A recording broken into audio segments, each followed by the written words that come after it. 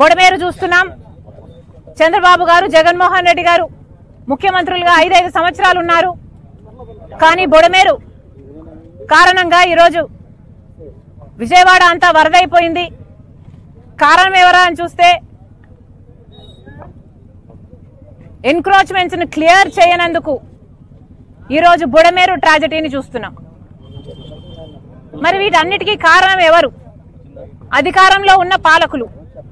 రాజశేఖర్ రెడ్డి గారు శంకుస్థాపన చేస్తే ఏలేరు రిజర్వాయర్ కి కనీసం అది కూడా పూర్తి చేసే సామర్థ్యం లేకపోయింది తర్వాత వచ్చిన ముఖ్యమంత్రులకి. మరి వీళ్ళని ఏమనాలి? ఎందుకు వీళ్ళని ఎన్నుకోవాలి? మళ్ళీ చెప్తున్నాం, ఇప్పటికైనా మేలుకోండి. చేయాల్సిన పనులు మీరు చేస్తే రైతులకి ఇంత ఇబ్బందులు రావు. ఇది ఏ మాత్రం రిపేర్ వర్క్స్ చేస్తున్నా, దీన్ని మెయింటైన్ చేస్తున్నా ఈ రోజు రైతులకు ఇంత కష్టం వచ్చుండేది కాదు. మళ్ళీ చెప్తున్నాం, చంద్రబాబు గారే చెప్తున్నారు 6 లక్షల రైతులు 6 లక్షల ఎకరాలలో పంట నష్టం జరిగింది అని. ప్రతి రైతు కనీసం 30,000 రూపాయలు ఖర్చు పెట్టానని చెప్తున్నాడు.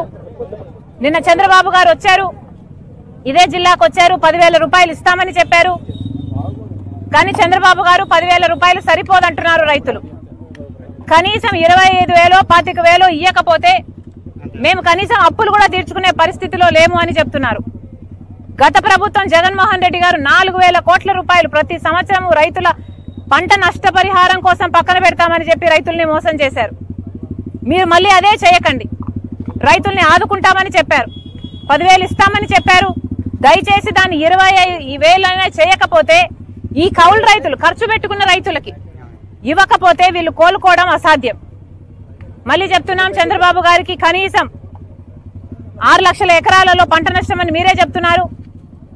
ప్రతి ఎకరాకి కనీసం 20,000 25,000 చంద్రబాబు గారు వెంటనే రైతు కౌలు రైతు ఏ రైతు అయితే ఖర్చు పెట్టుకున్నాడో ఆ రైతు చేతికి ముట్టేటట్టు యంత్రాంగం చూడాలని చంద్రబాబు గారిని డిమాండ్ చేస్తుంది కాంగ్రెస్ పార్టీ. రాష్ట్రంలో కాంగ్రెస్ పార్టీ వెంటనే ఏలేరు కెనాల్ వర్క్స్ కూడా మొదలు పెట్టాలి. ఎలాగైతే బొడమేరు మీద పనులు జరగాల్సిన అవసరం ఉందో ఇట్లా ఏలేరు అయితేనేమి ఇంకా మిగతా పనులు ఎన్నో ఉన్నాయి, ఎన్నో ప్రాజెక్టులు, ఎన్నో కెనాల్ వర్క్స్, అన్నిటి మీద అవగాహన తెచ్చుకొని వెంటనే పనుల మీద మొదలు పెట్టాలని కూడా కాంగ్రెస్ పార్టీ డిమాండ్ చేస్తుంది. ప్రాంతాల్లో మీరు విజయవాడలో మీరు పర్యటించారు. బాధితుల యొక్క కష్టాలను మీరు ప్రభుత్వం దృష్టికి తీసుకెళ్ళడంలో విఫలమయ్యారు. అలాగే మీరు ఎన్డీఏ ప్రభుత్వం కూడా ఏం చేస్తుందని అంటారు. మీరు నేషనల్ పార్టీకి, కాంగ్రెస్ కి, మీరు ఆంధ్రప్రదేశ్ మీరు పీసీసీగా మీరు వ్యవహరిస్తున్నారు. కాంగ్రెస్ పార్టీ నుంచి మీరు వరద బాధితులకు మీరు ఏం సహాయం చేయబోతుంది కాంగ్రెస్ పార్టీ నుంచి? అమ్మా, కాంగ్రెస్ పార్టీ అధికారంలో లేదు మేము ఏదైనా చేయడానికి. మీరు దయచేసి ఎన్నికకి వెళ్ళి చూడండి.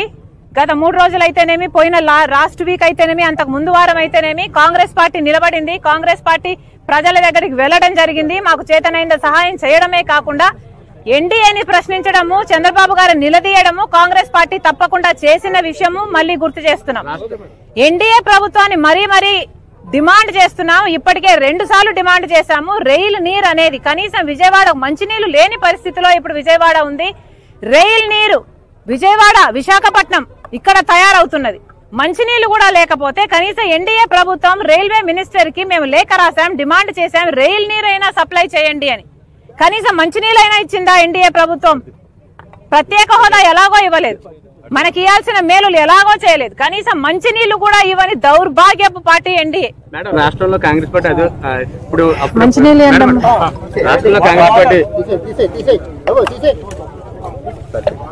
రాష్ట్రంలో కాంగ్రెస్ పార్టీ అంత మాత్రం ఉంది. అలాంటిది మీరు జగన్మోహన్ రెడ్డి గత 5 సంవత్సరాలు పరిపాలన చేశాడు, 1,00,000 కోట్లు మింగారు పదే అంటున్నారు. కనీసం అతను పరామర్శ కూడా రావట్లేదు. మీరు పార్టీలో ఉండి కాంగ్రెస్ పార్టీ నుండి వచ్చి పరామర్శిస్తున్నారు. కనీసం అతను